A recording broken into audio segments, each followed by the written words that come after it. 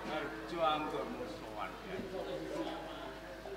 Pikantuk pangestu panjenengan tansah pinanggih karaharjan boten kesupen sembah pangabekti kula konjuk.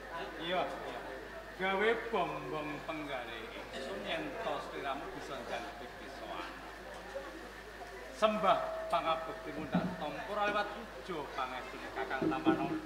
Kula tampi asta kekalih mugi dados jicimat Prayogake anggon mlenggah. sendika ngestakaken dawuh Kakang Patih Kirana. Dawuh tinimbalan Sinuwun Prabu. Napa kanthi basuki swane? Pikantuk berkah pangestu panjenengan. Sowan kula tansah pinanggih karaharjan. Boten kesupen sembah kula konjuk atur suwun. Sembah pangabektimu panjenengan tampa lewat puja pangestu ingsun Tamano. Kula cadhong kanthi asta kekalih mugi andadosaken Tumenggung Wirati. Wonten dawuh tinimbalan Gusti. Apa kanthi becik uga anggon sing Pikantuk pangestu panjenengan sowan kula karaharjan boten sepen sembah pangabekti kula katur. Iya. Sembah pangabektimu tak tampa lewat puja pangestu ingsun Tamano. Kula tampi asta kekalih mugi andadosaken jejimat kula. Kakang Patih lan Tumenggung Wirata Dawuh kaya ana tinimbalan. plana tunjung set. Plana tunjung set to Wonten trimbalan kadhawuh Gusti Prabu. apa kanthi raharja uga sowanmu? Kados pikantuk pangestunipun Kala Prabu Sinuwun Prabu. Boten namung kula aturaken pangabekti kunjuk wonten sadhep padha Iya. sampun piantani. Gawe bombong penggalih ingsun sembah pangestu tak tampa lewat puja pangestu Tamano. Kadung asta kalih gawe jimat Sinuwun Prabu. Kakang Patih Wiranegara Tumenggung Wiratega kaya ana bebandan. Sejatine ing Praja Majapahit ana kahanan apa? Duh Sinuwun Prabu, Kakang Patih menawi Wiranegara kita kula aturi dangu piyambak kalawan plana tunjung seta. kaya mangkon. Leres. Plana tunjung seta Wonten dawuh sira madhep ana panjenengan sul kanthi nggawa bebandan sejatine lara-larae kaya piye? sadari bermatur kepareng ana kunjuk pangaputri kang kathah. Ya ora dadi baya menapa Nalika semanten kula nderek-nderek jagikan tentremanipun Praja Majapahit. ya pancen bener apa kuwi Nanging aturae. wonten saklebeting Taman Kaputren. Wonten salah satunggaling durat kowe ingkang sampun umawantun gonjak dhateng calon garwa kula pun Nini Windayawati. Ana Taman Kaputren durat moko gonjak Putri Windayawati.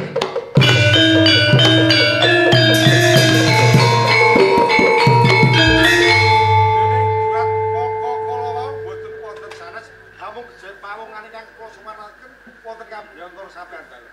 Kaya mangkono Prana Tunjung Seta. Kaluhuran Gusti Prabu. Pawongan Dawuh tinimbalan Sinuwun Prabu. sugih kendel Bondowani ento sliramu wani lumeba nang Taman Kaputren. Sliramu wis terak pranatan ana Praja Majapahit. Sliramu bakal nampa pidana. Pareng semua atur Gusti. Tumenggung Wiradika matur. Panjenengan ingkang gadhahi adil seadil-adilipun ing negari menika. Ya. Saderenge panjenengan menika midana kalian pawungan menika. Langkung prayogi panjenengan nayenake sedatosipun sinten? Ya pancen bener. Supados piyambakipun Kudune boten panjenengan mati tanpa aran. takon Ngene nggih. supaya mengko yen to napa pidana mati tanpa. Ngene nggih. Kisana Dawuh tinimbalan Sinuwun Prabu. sadurunge sliramu nampa pidana. Saka ature Tumenggung Wiradika enggal matura sejatine sliramu ki sapa lan bocah saka ngendi? Nami kula Kudo Sembagi. Kuda Sembagi. Menika leres Sinuwun Prabu. Kula anggadhahi sedulur sepuh ingkang asma Kudo Pengrawit Sinuwun. Tegese sliramu adine kuda pengrawit. Menika leres Sinuwun Prabu. Yen kaya mengkono, tumenggung Wiradada timbalana kudu pengrawit. Ngestaken Panjenengan ingsun ngersake swane kudu pengrawit.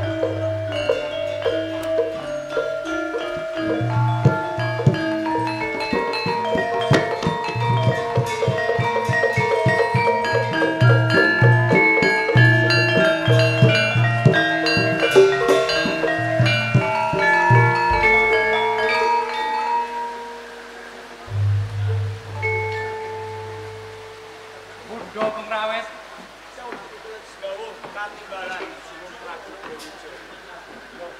kaget penggalihmu yen to katimbalan maraksanana panjenengan ingkang kaget manahipun kang abdi Budha pengrawit kewondene sampeyan dalem Sinuwun Prabu Brawijaya animbali ingkang abdi kamangka sak menika mboten pasewakan kados adat-adat pancen bener apa Kang nanging sakderengipun Sinuwun Prabu Brawijaya matur sembah pangabekti kunjuk dumateng sampeyan dalem Sinuwun Prabu sembah pangabekti ingsun tampa lewat puja pangestu tampana kula tampi asta kekalih amudya andadosaken sih Budha pengrawit dawuh katimbalan yektine wektu dina iki Praja Majapahit ana duratmaka kang lumebu Taman Kaputren. ing wekdal samangke wonten duratmaka Pancen bener malah Kapura wis karangket dening Rana Tunjaseta tumenggung Wirada lan Patih Wirana. banjur pawonganipun pundi Gusti Mula sliramu tak timbali swan ana ing ngarsane panjenengan ingsun sak ngertine sak pawangsulane pawongan kuwi yen to Duratmaka kuwi kudu sembagi ya kadang kadang kula rayu kudu sembagi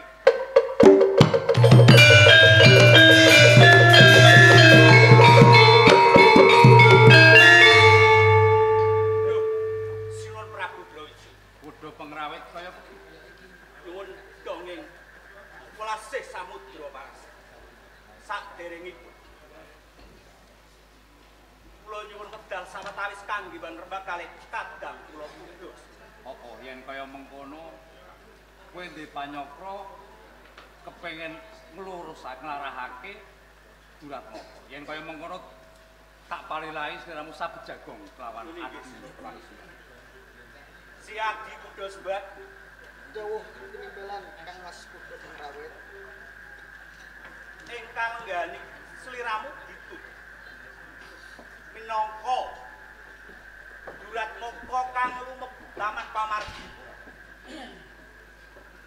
kuwi bener apa bener si adi kudus mbak Pareng matur Kang Mas.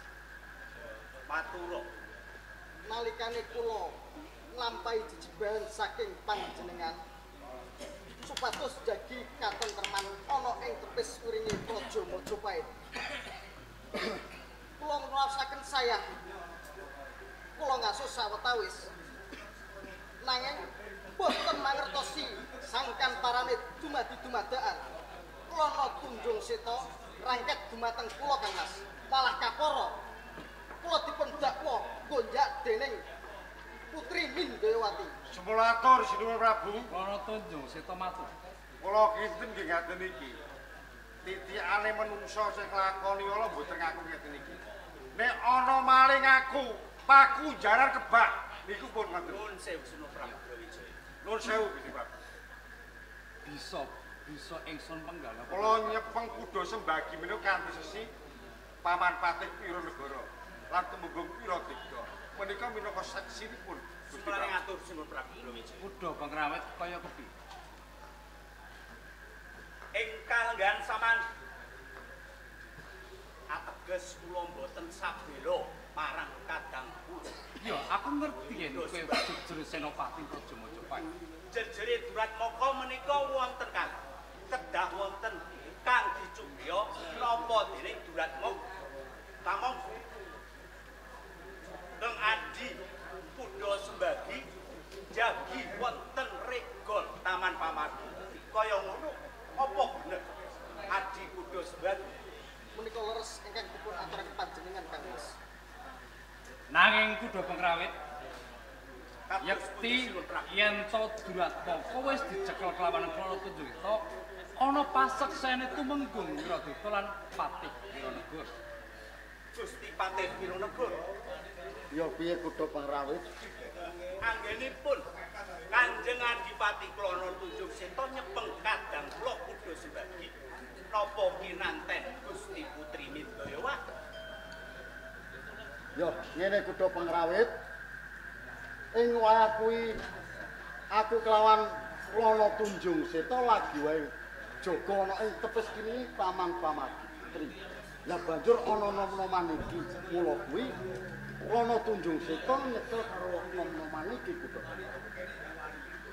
Menika boten enten ingkang pun saking pamanggih kula Sutra. Kaya piye Pamang? Kadang kula boten lebah. Pramila kudu pengrawit nyuwun inah. Inah sekawan dosa dina. Kowe duweni panyokra yen to ana Duratmaka liya kang lubu Taman Kaputra. Leres Sinun Prabu Brawijaya. Bajut ki anggo umat. Anggenipun inah sekawan dosa dinten. Ingkang abdi kuda pengrawit boten sagah nyepeng Duratmaka. Ingkang lumebet Taman Pamarga Putri. Boten namung kadang kula. Kuda pengrawit ugi sagah nampi pidana panjenengan. Bagus kuda pengrawit.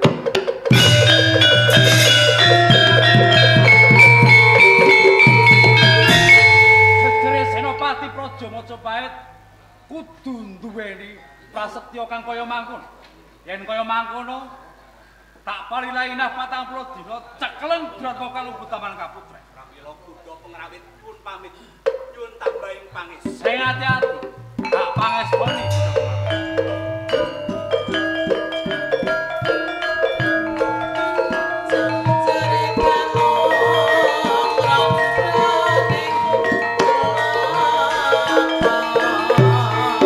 Tumenggung Wiradita wonten dawuh pinembalan kanthi nunggu inah 40 dina kuda sebagi untapna pakunjan. Wis takaken dawuh Kakang Patih Wiranegara Dawuh tinimbalan sinuwun. sampun prangprawaca mbok bilih kuda pengrawit nyuwun inah sekawan dasa dinten kangge nyepeng. Pramila Klana Tunjungseta Wonten tibakan kawula Gusti Prabu. pasewakan dina iki ingsun bubarake Dyajeng Prameswari. Dipun ngestaken dawuh. Ayo mriko ngestakaken dawuh. Sendika ngestakaken.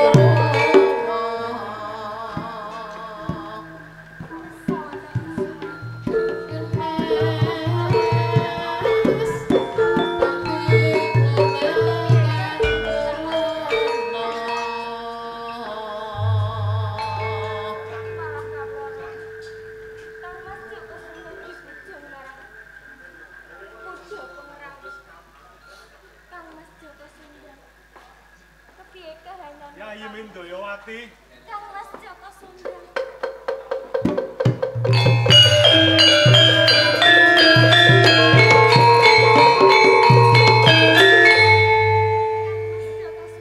Piye ya?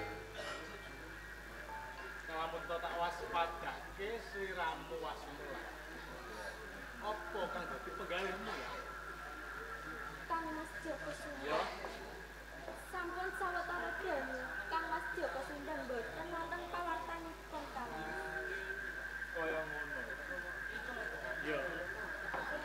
Rikala semono pun Kakang kabujung dening para prajurit Majapahit. Yo rahayune mergo entuk pamujimu pun Kakang bisa uwal saka pangoyahe para prajurit ana ing Majapahit ya. Kados mekaten to Kang Iya. Mas. Nanging Yayi, Nanging kados perkara iki durung rampung tekan semene. Ana papan wengi iki bakal ana salah sawijining pawongan kang mlebu ana ing Taman Kaputren. Mula saka kuwi Yayi, dimen ora ngawestarane pun Kakang bakal manjing ana ing sangsanganmu Yayi. sangsangan kula Kakang. Iya, kaya ngono. Injih kula aturi. Sing ati-ati Yayi.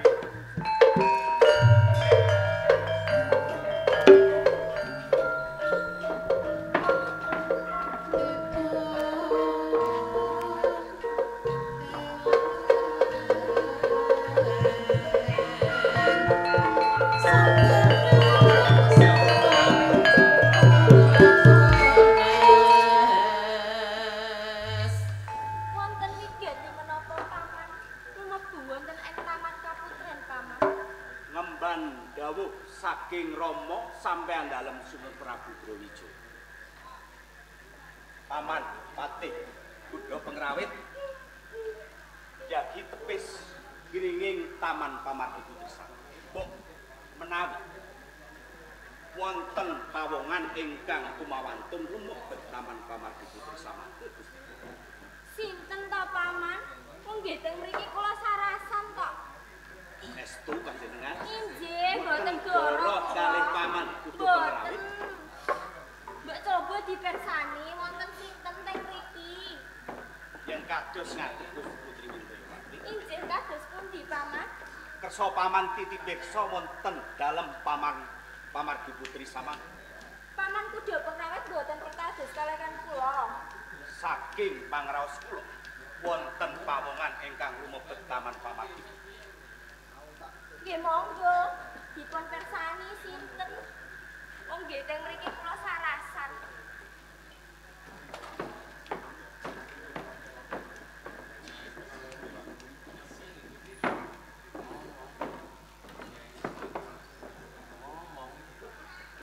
Pripun paman?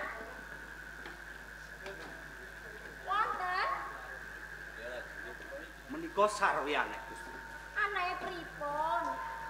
saking pangraos kula wonten pawongan wonten Taman Pamargi Putrisama. Sinten paman? Wong nggih Yo sangsang wonten Gusti Putri Mindayawati. kados pundi Paman Kuda Pengrawit? Panjenengan mangertosi piyambak paman anggadhahi garwa Anjarsari kalih kakang. Injih, wonten punapa paman? Samang Didi Anjarsari kali Didi katekan nembe Garbini Sepuh. Injih lajeng kados pundi paman? Limrahipun tiyang ingkang Garbini Sepuh menika ngersakake wong-wongan ingkang sarwa kecut napa dene unjukan ingkang remen. Injih, Nanging Gusti Putri Mindayawati paniki kados pundi to paman? Bibi Anjarsari dala bibi katekan nyidamipun boten sanes kepengin ngagem sangsanganipun Gusti Putri Mindayawati. Saksaran kula paman.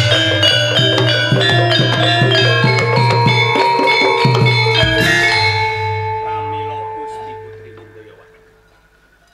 Paman ngambil sangsanganipun panjenengan. Samangke yen dalah bibi katekan kula wangsulake dumateng panjenengan Gusti Putri Mitya. Mboten paman. Namung sekedhap liyane to paman. Napa panjenengan boten melas kalih paman? Sliramu ora susah dadak was mulang Yai. Enggal atur kesangsangan pun kakang bakal manjing. Diwangmu Yai. Yo, kiwa. Paman kuda pengrawet. Dawuh katimbalan Gusti Putri Mitya. Inggih paman, kula badhe ngaturaken saksangan kula kaliyan panjenengan paman. Boten Gusti Putri. Paman kuda pengrawet kados pundi to paman? Samangke paman. Nembe kemu. Bibi Anjarsari dalah bibi katekan boten sanes kepengin ngagem giwangipun Gusti Putri Mindayawati. Kiwang kula paman.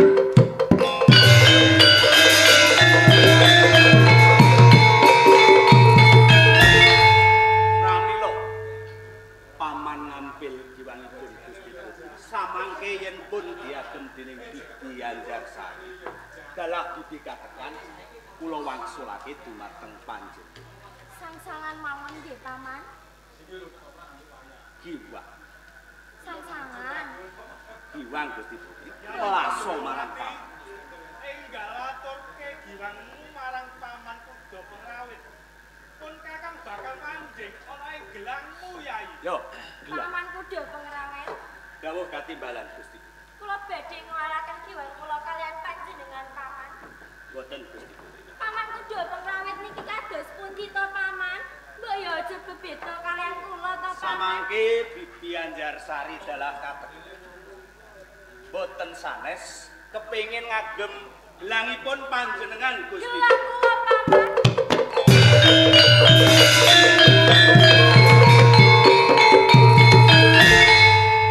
Pramila paman kuda pengrawit ngampil gelangipun Gusti. Samangke yen pun diagem Bibi Anjarsari dalah katekan kula wangsulake. Boten paman. Namung sekedhap kepan. Boten paman. Melaso marang paman. Boten kula boten badhe ngwalaken Sekedhap. paman. Sekedhap Gusti. Boten paman. Sekedhap. Boten paman. Ngampil sekedhap. Boten paman.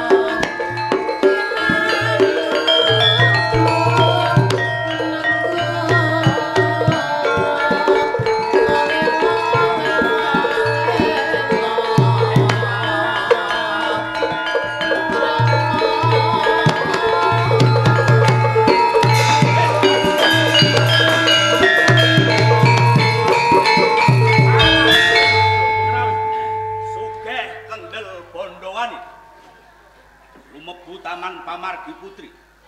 Kabehmu pancen tak sengaja. Sadurunge sapa jenengmu lan saka ngendi papan? Yektine sapa aku kowe ora perlu ngerti. Nanging kepiye, Pak? aku mangerteni sapa sejatine kowe. Kuda pengrawit. Yo. Pancen kuda pengrawit. Yo Senopati Agung Raja Majapahit. Mula yen kena tak eman, Piye? manuta marang aku tak rangket tak sowanke ngarsaning Sinun Prabu Brawijaya. Piye? Aku bakal Tak rangket sowanke Lah ngarsaning kok Sinun penak temen wong cacing wae didak mogel kok wong arep mbok rangket tegese kuwi mbacut pancen kaya ngono. tentokan paman kene kowe apa kuda pengrawit sing tumengan Tak sembah jari penjalukmu sing kuda pengrawit. Cek.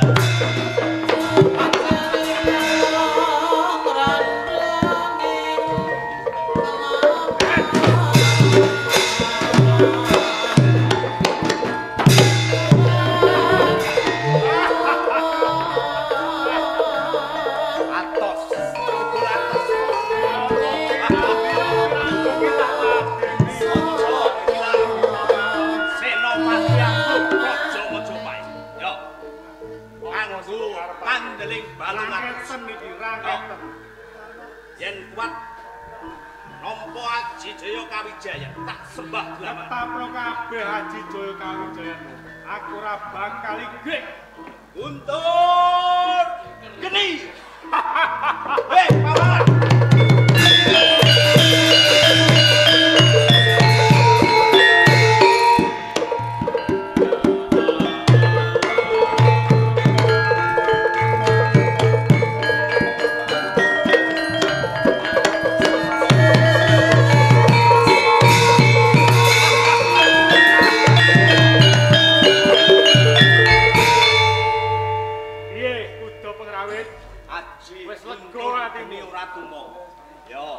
Pancen ora tak selaki yen kowe satriya kang sekti mahamba. Yen pancen kowe isih duweni Aji Jaya Kawijaya, mara gage tamakno. Ora-orane yen to aku bakal onsat saka Palagan. Yo, ora mung Aji Jaya Kawijaya. Senopati Agung Praja Majapahit duwe piyandel. Mara gage tamakno piandelmu kuda pengrawit. Milih ngarep apa milih Radai Kiai Condong Lawe tak Ora sembah gage tamakno. lawanmu.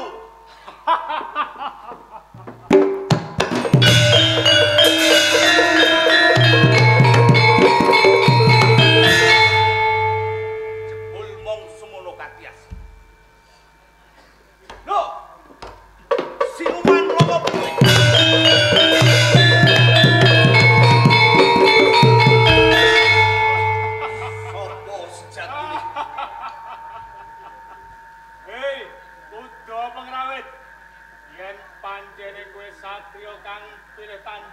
Iki cekelen aku Joko Sundang. Joko Sundang. Kula saka Mahameru. Joko Padepokan Mahameru.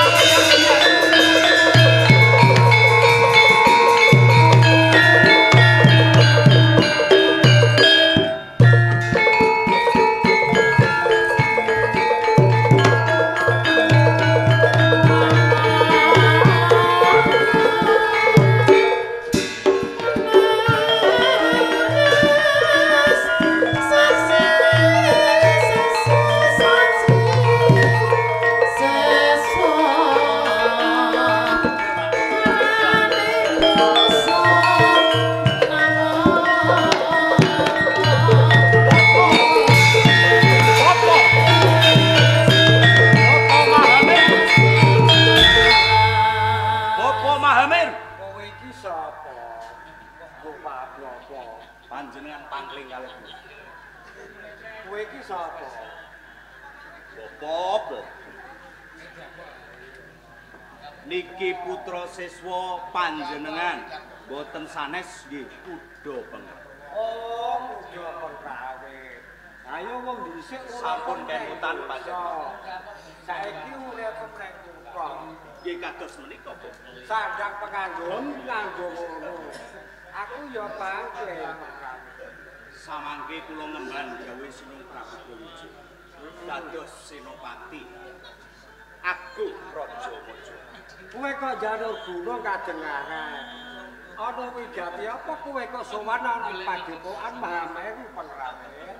Bapak, Ya, ing kalenggahan samangke wonten ontran-ontran teng Taman Kaputren nggih Praja Majapahit. ontran-ontrane kaya kepiye pengrawit? Bapak Mahamir, saderengipun kula badhe taklet kalih panjenengan. Ya, takon apa pengrawit? Napa wonten putra siswa saking Padepokan Mahameru ingkang nami Joko Sundang? Joko Sundang?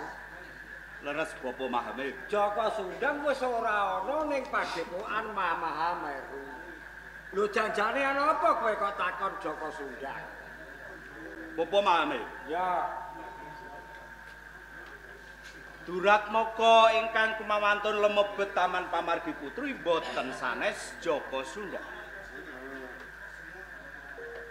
Menika kelebet maling kang agung. Kula tamakke Aji Jaya Kawijayan boten tumama napa dening piyandel kula Kyai Condong. terus sing mbok karepake kepiye? Pramila Bapak Mahamir. Ya. Kula nyuwun sarana kangge nyepeng Joko Sunda. Dadi kaya ngono sing karepake. Leres Bapa Mahamir. Mengko yen Joko Sundang wis cekel arep kapakake pengrawe. Samangke yen kula sagah nyepeng Joko Sunda. Joko Sundang kula suwanke wonten ngarsaning Sunan Prabu Brawijaya. Oh, dadi kaya ngono kekarepan. Yen pancen kaya ngono kekarepan iya. Tak turuti neng entenana sedewa pengrawe. Kula tenggo Bapak. Ya. Pengrawe. Nyah. Bapa Mahamir. Ya, kepiye pengrawe? Panjenengan menika gegojekan napa? Menika nembe Jawa. Ning panjenengan kok maringake kendi toya petak. Kuda pengrawe. Kuwi iki jenenge murid ning ora tanggap sasmita. Namung toya petak teng mriku kathah. Pengrawet Pripun Bapak Mas? kendi iki minangka kanggo syarat sarana. Endi sing bisa mlebu nang jero kendi iki? Yaiku mengko sing bisa unggul yudane peperangan pengrawet. Kendi menika minangka sarana kangge nyepeng Joko Sunda. Caranipun kados pundi Bapak? Napa badhe kelampahan? Wong kula mawon mboten saged. Pengrawet Pripun Bapak? aja meneh kok bolongan kendi semene ambane. Sing bolongan semene wae Joko Sundang bisa ngleboni. Kados napa, Bu? Mengko yen Joko Sundang wis mlebu kang jero kendi iki, bolongan kendi iki tutupen pengrawet. Caranipun sinten ingkang saged mlebet wonten sakjroning kendi? Kendi iki tutupen. Kendi kula tutup. Ya, Kula sagah nyepeng Joko Sundang, Bapak. kelakon. Kelakon, Bapak. Kelakon pengrawet. Nyuwun pamit, nyuwun tambahin panes. Ya tak panes tulis sing ati-ati. Ya pengrawet. Ora ruwe ning Majapahit bakal ana geger. Ya, aku tak ngawat-ngawati saka aduan.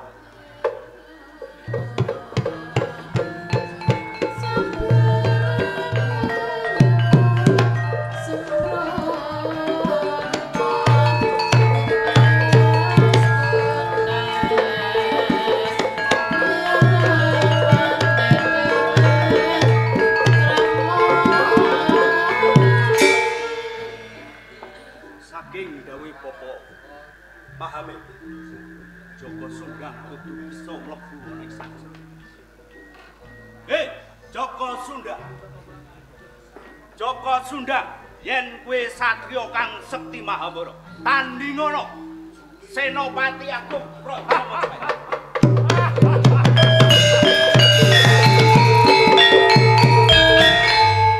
Kudu pengawet. Piye Joko Sundang? Mergo atimu yen to durung bisa ngrangket aku. Durung. Yen aku urung bisa ngluke kuwandamu ning papan. Yo.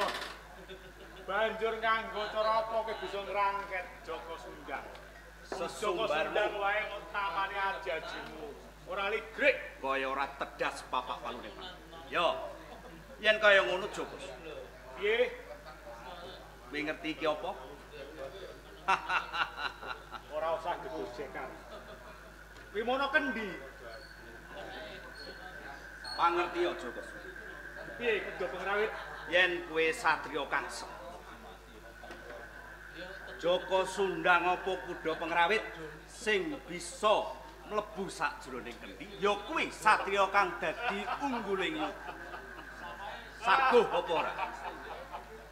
Kudu pengrawit. Piye Joko? Tak kandhani ya. Aja maneh mung bolongan kendi. Bolongan sing luwih cilik, sing panggonane ndelik, ku Joko Sundang iso ngleboni kok. Sembrono. Aja nyaur. Kepiye pengrawit? Ayo butekke. Kuwi apa aku sing bisa mlebu sakjroning? Sing mlebu aku dhisik, apa kowe dhisik? Sapa sing luwih cepet ya kuwi satriya kang dadi.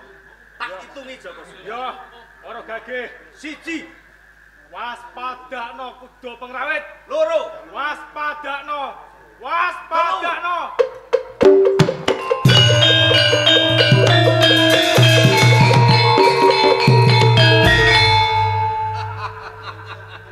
Joko Sunggal, Joko Sunggal. Aduh, aja mbok ocak-ocak kuda pengrawit.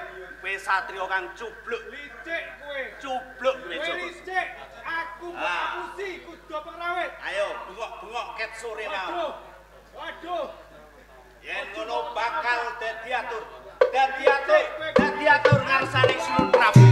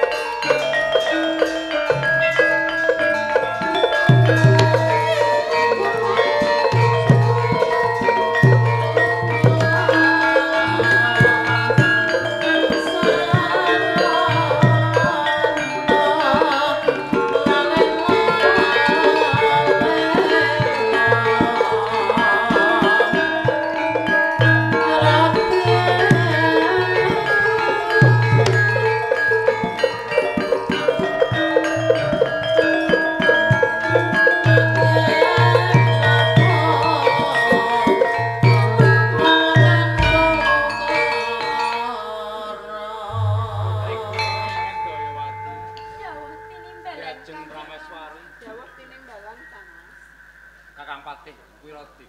Dawuh tinimbalan Sinuhun Prabu. Kuda pengrawit Dawuh katimbalan. Iki wis titi wancine inah 40 dina kang suwun kuda pengrawit. Kaya kepiye anggonmu goleki Duratmaka kang lumebu taman Kaputra. Pikantuk berkah pangestu panjenengan Sunan Prabu. Inah sekawan dosa dinten saged kelak. Wis kelakon anggonmu nyekel Duratmaka. Leres kados. Iya. Ingsun pengen mangerteni endi Duratmaka lumebu taman Kaputra. Duratmaka ingkang kumawantun lumebet taman pamargi Putri Samangki boten sanes menika Sinuhun Prabu Brawijaya. Kuda pengrawit. Wah nggih. Sliramu jedere Senopati Agung Praja Majapahit. Sineksenan Nayaka Praja kabeh lan putriku Sobo Prameswari. Ya gene sliramu gegojekan ana ngasani penjenengan ingsun. Lho nggih Sinuhun. Boten ateges pengabdi kuda pengrawit menika gegojek. Pawongan ingkang kumawantun lumebet taman pamargi Putri Samangki kalebet Duratmaka ingkang adiguna. Kanthi cara-carana kangge kendhi menika kula sagah kuda pengrawit sagah nyepeng Kaya mangkono. Kuda pengrawit yen to kendhi kuwi sarana kanggo nyekel Duratmaka. Ateges Duratmaka kuwi duweni kaluwihan. ngene nggih. Yen kaya mangkono enggal dibuktekke ingsun pengen mangerteni Duratmaka. Kula buktekke Sinuhun Prabu.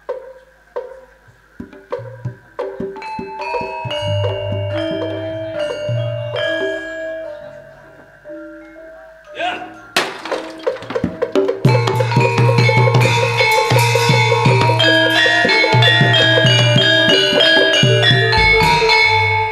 Nyoto yen to Duratmaka kuwi duwe kaluwihan. Nggih menika Duratmaka Sir. Iya. Percaya aku kelawan sliramu Kuda Pengrawit. Di sana Kula wonten dawuh nuwun.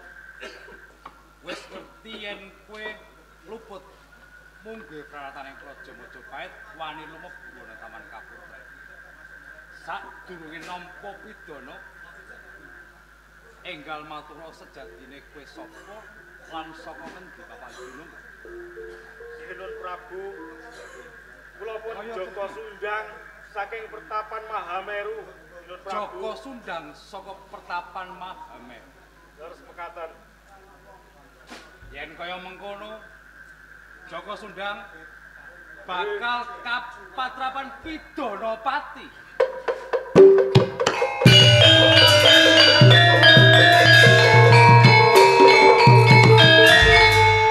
Monggo kula aturi pinanganten ingkang sekeca.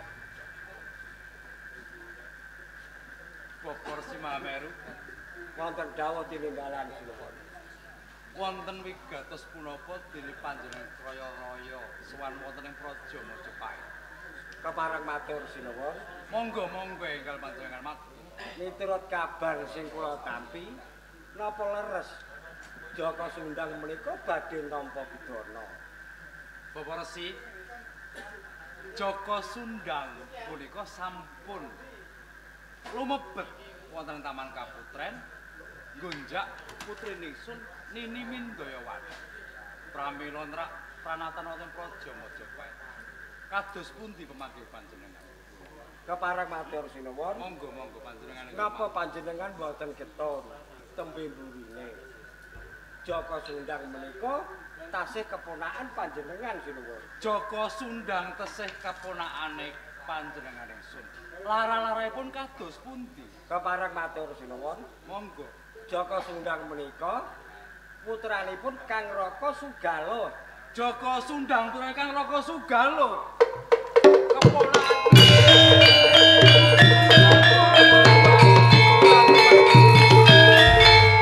Bandane Tuan.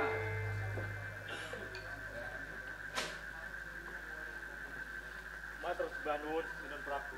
Semlangatur Sinun Prabu. Kaya piye Gudhok? Napa kadang kula nggih mboten dipun luar. Oh iya. Saking gedene panarimaku kaget yen to keponakan kuwi Joko Sundang. Yen kaya mengkono diwalono bandane kuda Sundang. Bapak Simameru Nuwun dawuh tinimbalan. panjenengan senelake panuwun kang tanpa dene panjenengan saged mbibar.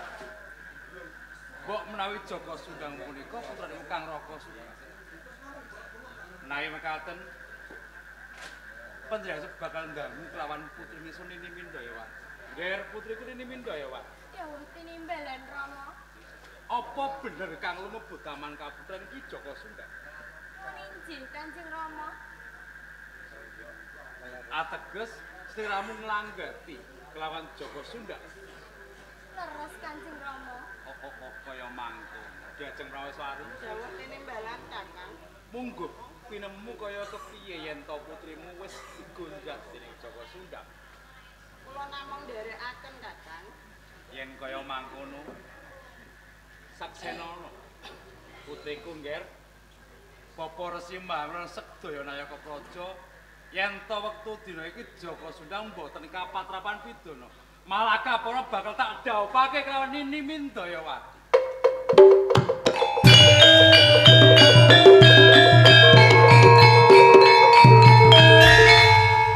Kuda Bengrawe Dawuh katimbang.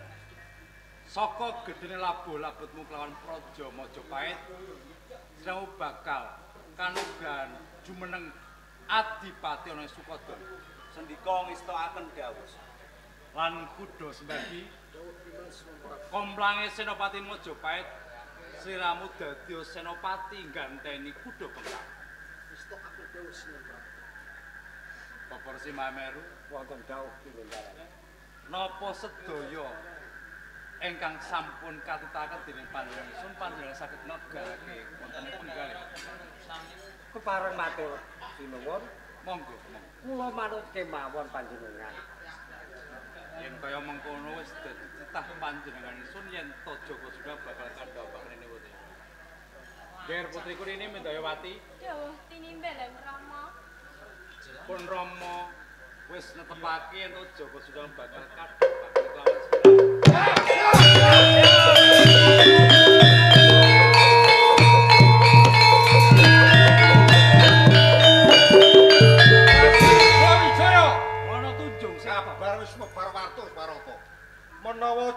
Sundang kuwi bakal dijawabke kelawan Windayawati. Kamangka. Kabeh mau wis ora bakal ingsun selak. Joko Sundang kuwi jejreng Duratmaka sing jenenge maling kuwi kudu dipidana.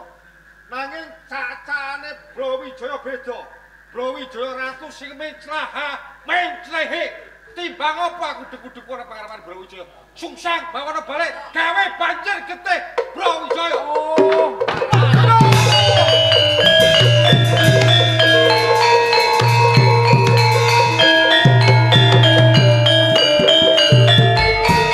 Joko Sundang kula wonten dawuh tinimbalan. Siramu wis mangerteni yen to Kloro Tunjung Seta muring. Mangerteni sliramu wis kadha bakalane nimbul sumbere perkara awit saka patrapu yen kaya mengkono Purba lan Wasesa tak pasrahake awat-awat terus kuda sembagi. Nyuwun pamit so nyuwun tambahi pangestu. Sing ati-ati Joko Sundang. Kakang Patih Kulo. Aja ditegake. Lungane kuda sebagian Joko Sundang. Awat-awat saka mburi mugi tansah tentrem raja Braja-Majapahit. Kula nyuwun pamit lan tambahi pangestu sih. Putrine Suneni Mindayawati. Ya wis nimbalan. Gajeng Praweswari. Tinimbalan kan. Bapa Resi Mahamer. Wonten dawuh kene. Anak kuda pengrawit. Yak tiyan dina iki pasewakan ingsun bubaring ayo padha ana pemumuran wawas sukas. Ya wis tak dawuh Kanjeng Rama.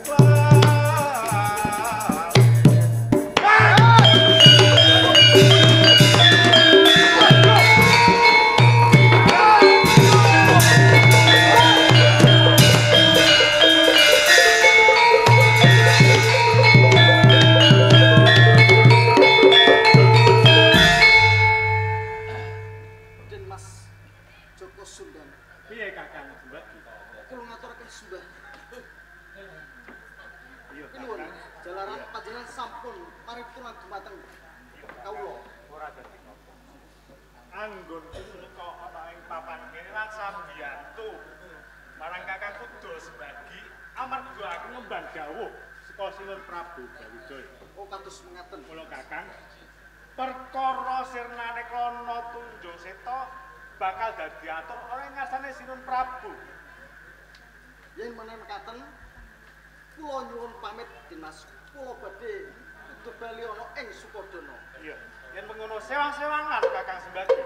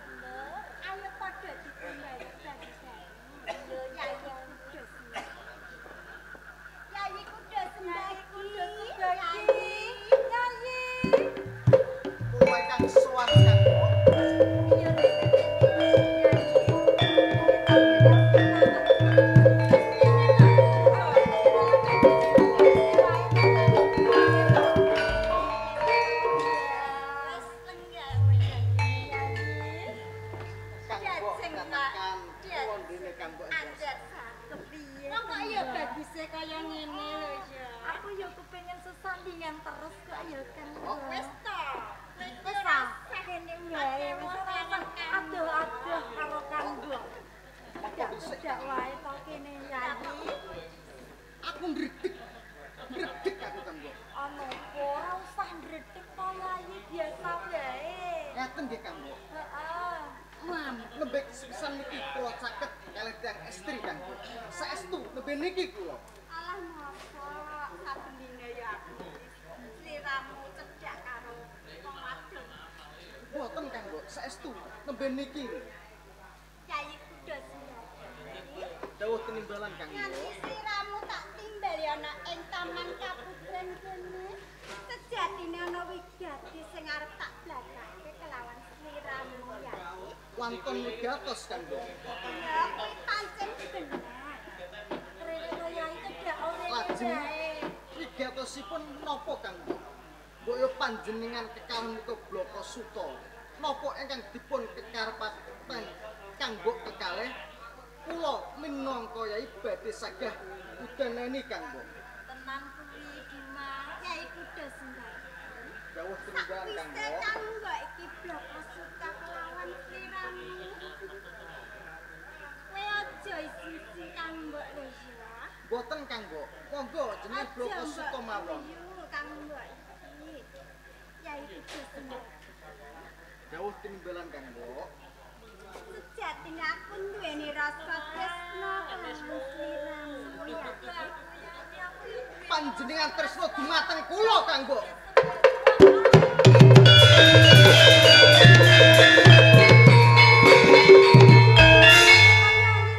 Kang Mbok katakan kula Kang Mbok. Kula aturi menggalih Kang Mbok. Panjenengan menika sinten? Panjenengan menika pepunden kula. Garwanipun Kang Mas Kudo Pengrawit. Bebendu menapa ingkang kula tampi sakmangkenipun kula kedah lados dumateng panjenengan kalih Kang Mbok. Yayi kudu sembah. Aku ya wis mangani yen kowe iki kadang Kang Mas Kudo.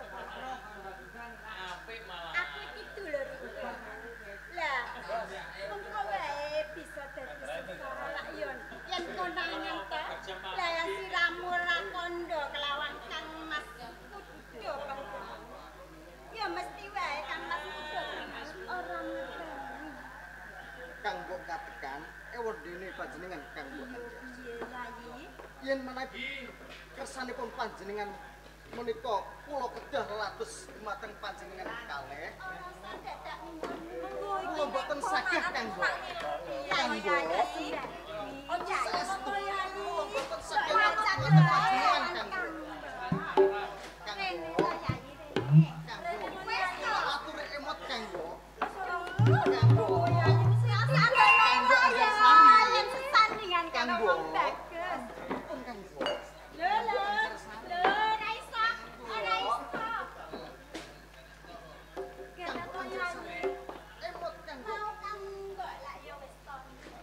Ora usah pate ukuran Kang Mbok Yayi. Kang Mbok. Saestu kula mboten saged lados dumateng panjenengan Kang Mbok.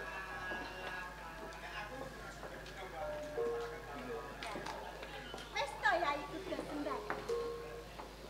Umpam bae Kang Mas kudu ngrawet iki ora ana ning papan kene. Sampun Kang Mbok. Wis to manut to Kang Mbok enak-enak. Napa ingkang dipun kantos panjenengan Kang Mbok? Rasane golek tunggale lho ya. Mboten Kang Mbok saestu. Mboten saged Alah sampai Kang Mbok. ora usah kaya ngono. Kowe iki jane iki ketok apa piye? Saestu. Alah Kang Mbok. Jadi Ampun, Kang Mbok. Kang Jadi Mbok. aku yo Kang wis Mbok. trimo ya Li. Kang Mbok. Ngono ya Li. Kang Mbok katakan. Ora apa-apa. Kang Mbok. Sungguh dari luntur. Paman Kang Mbok ya Li. Sik, mangke Kang Mbok. Iki bangetun sing sutradarane Kang Mbok. Lah piye to? Kita dapukan kok dadi kene iki lho. Kok mulai-mulai aku resep gak lawak karo bojoku Kang Wis Mbok. ora apa-apa ya Li, ora apa-apa. Apa Kang Mbok iki kurang ayu apa piye? Kurang semak? Emane Sampun, Yen ampun kowe dipun gelem bajak lati kelawan Kambok. Ha. Ye, kula boten saged Kang Mbok. Saestu kula boten saged Kang Mbok. tenan iki. Nek laris kula boten saged lados dumateng panjenengan Kang Mbok. Yai Kudus Mbaki. Jauh tinimbalan Kang Mbok. Aja luputno Kang Mbok. Yen Kang Mbok bakal matur kelawan Kang Mas Kuda Pemrang. Dandang bakal tak onekke kuntul. Kuntul bakal tak onekke dandang. Titekno ya Yai. Kang Mbok. Kang Mbok. Ora ngira babar pisan yen Kang Mbok duweni kekarepan kang kaya mengkono. Tan murung bakal matur dumateng Kang Mas Kuda Pengrawet. Mula kanthi kuwi aku bakal ngurusake perkara iki. Kang Mas Kuda Pengrawet.